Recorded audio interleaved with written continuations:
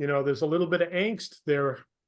100%. We all need some accountability. Sometimes we don't like it.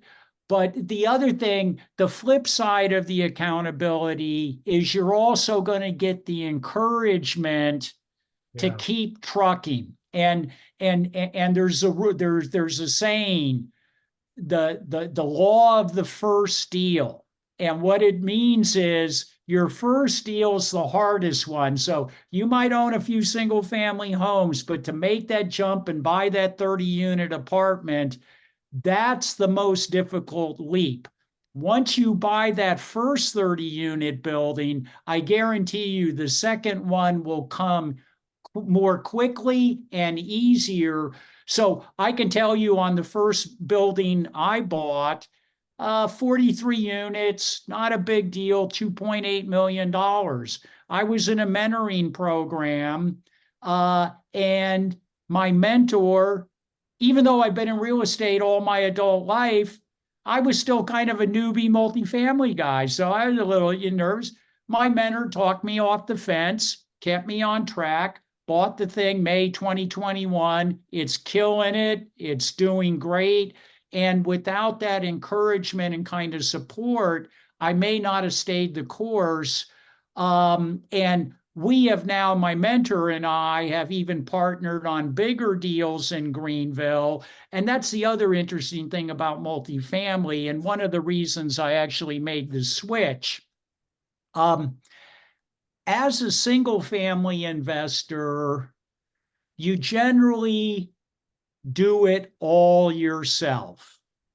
You find the property, you work with the property manager, you do the financing, you do the accounting, and it's kind of a one-person show, where multifamily most often is done in kind of a team aspect.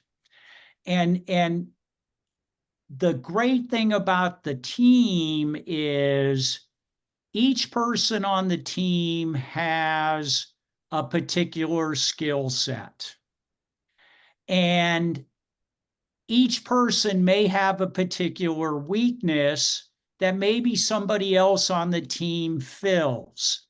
So the team aspect's really critical. So for me, I'm kind of a big picture guy.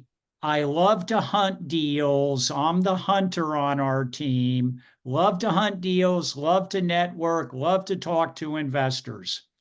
I don't quite enjoy as much the day-to-day, and let me use the word drudgery, of dealing with tenants and property management and all that. Fortunately, I have a partner, Brian Walsh, who loves doing that stuff. So the multifamily is kind of a team sport. So I think as you go out there and you're trying to make a deal, look for people who have complementary skill sets to you, who bring unique perspective. The third member of my team is the brain. He's the spreadsheet guy. He's the analytical guy. He loves looking at numbers, crunching them. So we kind of have the hunter, we have the mind, we have the brain, and then we have the operator, which you might also call the hammer. He's the one who actually gets things done.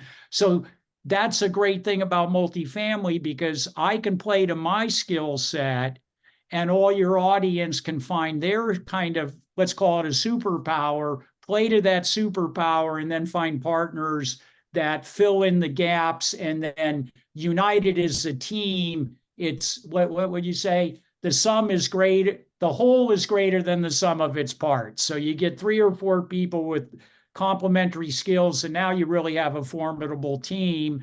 And that takes a little pressure off you, because you have teammates you can count on. So that's one of the things I really like about multifamily. Now, of course, you got to find the right partner, and you don't run out and get married after one date.